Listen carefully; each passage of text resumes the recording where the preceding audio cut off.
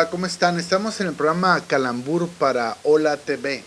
Y aquí hablando de los indomables, los indomables de Raúl Carrillo. Es un libro que se acaba de presentar este viernes en la Dirección de Culturas Populares, en el centro. Eh, digo, lo había iniciado, lo volví a iniciar a propósito de precisamente de la visita de Raúl. Raúl es un subcaliforniano que se exilió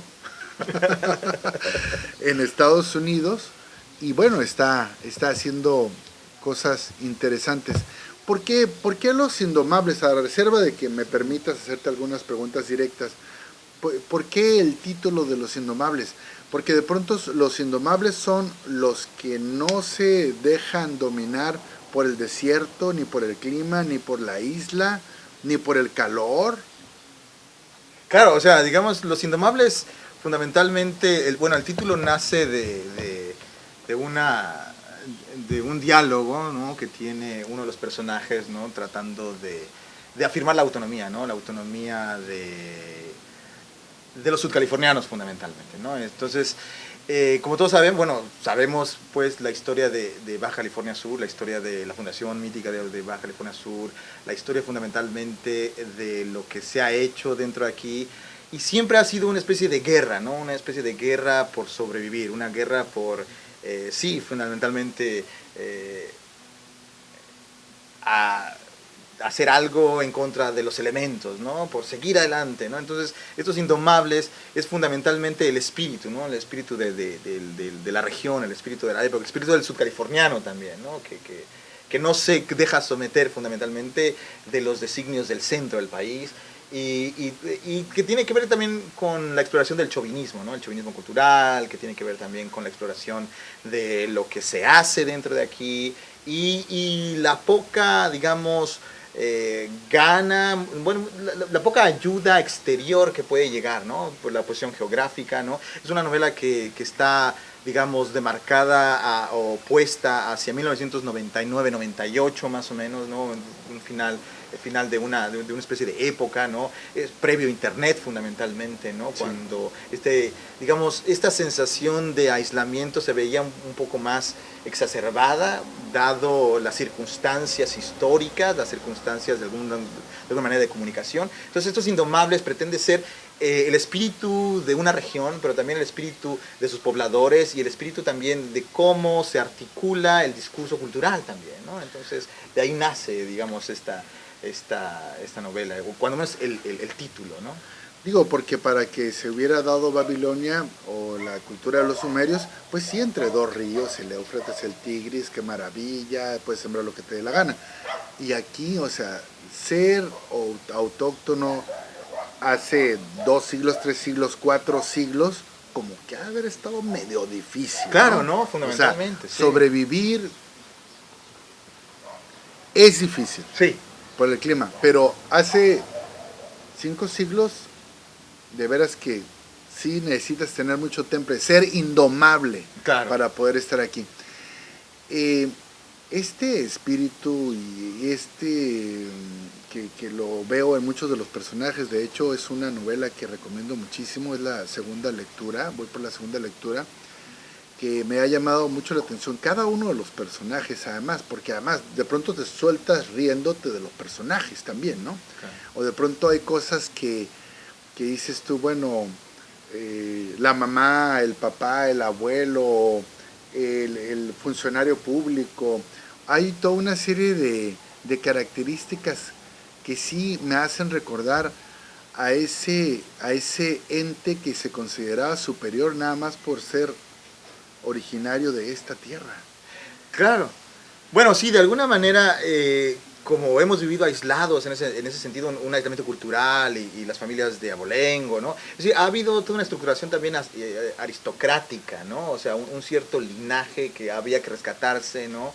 ¿Por qué? Porque de alguna manera este aislamiento geográfico, ¿no?, fundamentalmente sí es una península, pero fundamentalmente es más una isla que otra cosa, ¿no? Porque para darle la vuelta pues requieres bastante esfuerzo, ¿no? Entonces es más fácil articularla como una especie de isla, ¿no? Una isla península. Entonces, estos elementos pues, de pertenencia van a resultar bastante fuertes a lo largo de toda esta construcción, ¿no? de identidad, ¿no? ¿Por qué? Porque, o sea, ¿quiénes son los que permanecen? Pues aquellos que realmente aman la tierra, ¿no? Esos que realmente están aquí, los que van a luchar, entonces los que han decidido no irse, los que han decidido arar en el desierto, ¿no? Fundamentalmente, ¿no? Entonces, esta necesidad de proyectarse como alguien que sí es auténtico, alguien que sí es autóctono, alguien que sí tiene el derecho a hacer cosas, incluso a gobernar, ¿no? a funcionar como una especie de linaje, pues siempre está presente, ¿no? ¿Por qué? Porque de alguna manera esta cuestión aristocrática se va a dar dado pues por nacencia fundamentalmente, ¿no? Es decir, eso es lo que te va a mantener fundamentalmente, ¿no? O sea, no irte, ¿por qué? Pues porque eres, ¿no? O sea, es una cuestión de pertenencia a la tierra, es una cuestión de articular lo que eres y lo que quieres buscar a partir de lo que haces, ¿no? Esa es una justificación, digamos, humana, ¿no? Es esta noción de pertenencia, ¿no? Me llama mucho la atención y bueno, también con algún debate que se dio en el siglo pasado, a mediados del siglo pasado, precisamente entre los que estudiaban literatura aquí y los que estudiaban literatura afuera, ¿no? Ah. De hecho, leí un comentario y ahorita lo relaciono con un comentario que hacen en Facebook, y a todos los que hayan estudiado en nuestra Universidad del Estado pueden pasar por su boleto para tal lado, y yo contesto, ¿no? Y los que estudiamos en la UNAM, que no se puede o qué. Ah, claro, hay un boleto para ti también. Y dije, bueno, ahora resulta. Sí, ¿no? A lo que voy es que todavía se encuentra un poco los de afuera y los de adentro, Claro. dentro de los mismos indomables. Uh-huh. Entonces los que se fueron, pues no son tan fuertes, no los que emigraron a estudiar letras como tú, sí, o como yo, o como tantos otros, ¿no? Uh-huh. O algunos que ni siquiera son de aquí, que después, ahora sí que los importamos. ¿Qué sucede? ¿Cómo aprecias ese contacto literario? Entre los de afuera y los de adentro. Sí. El contacto literario creo que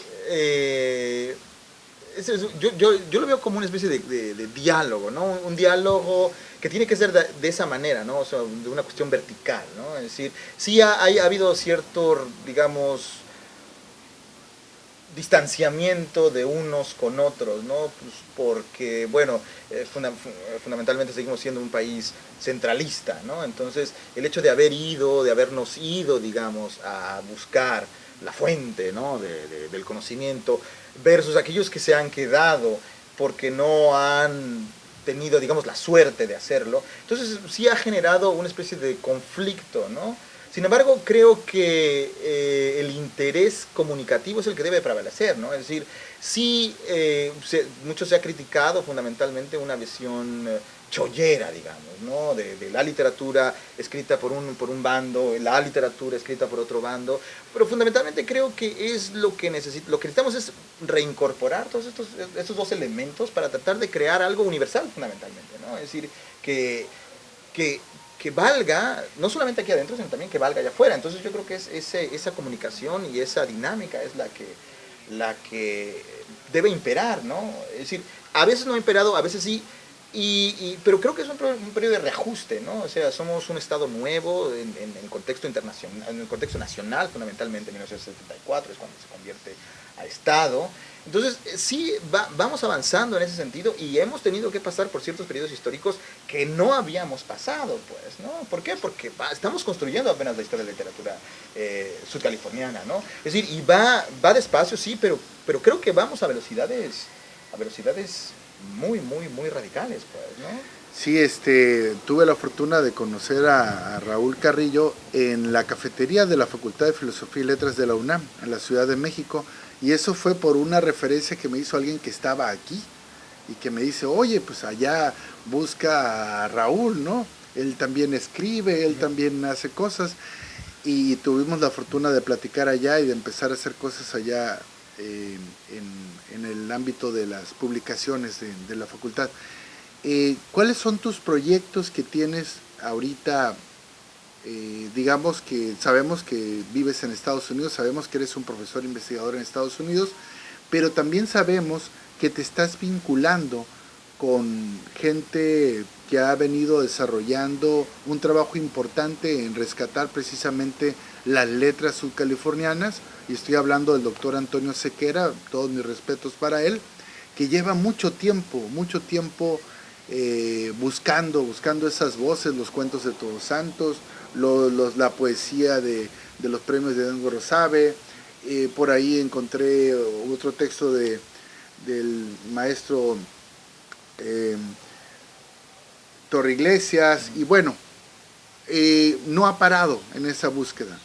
Me da muchísimo gusto enterarme que hay una vinculación de las inquietudes tuyas con lo que hace el doctor Sequera. Claro, estamos ahorita tratando de articular un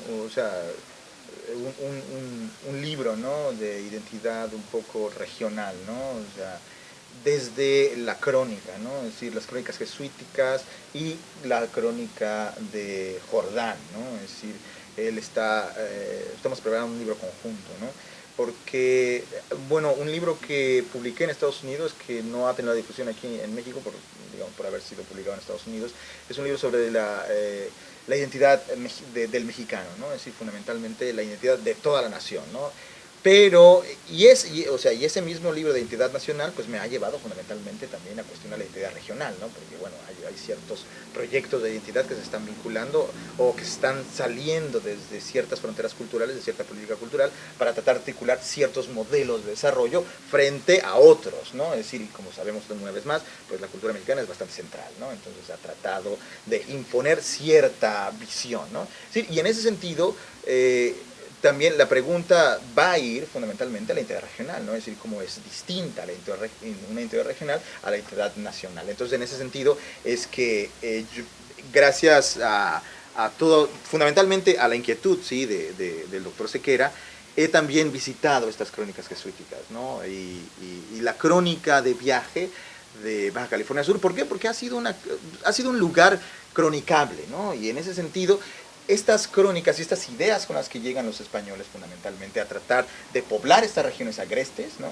son las que han tratado de articular lo que nosotros vamos a conocer ahora como subcalifornidad, ¿no? Es decir, y el doctor Sequera también lo ha hecho bastante bien y en extenso con la otredad subcaliforniana, no me acuerdo muy bien el título. Sin embargo, ha tratado de, pues, marcar, ¿no?, esta distinción, que de alguna manera nosotros que vivimos aquí sabemos que cuando vamos al DF somos pero no somos, ¿no? Es decir, ¿quién eres, no?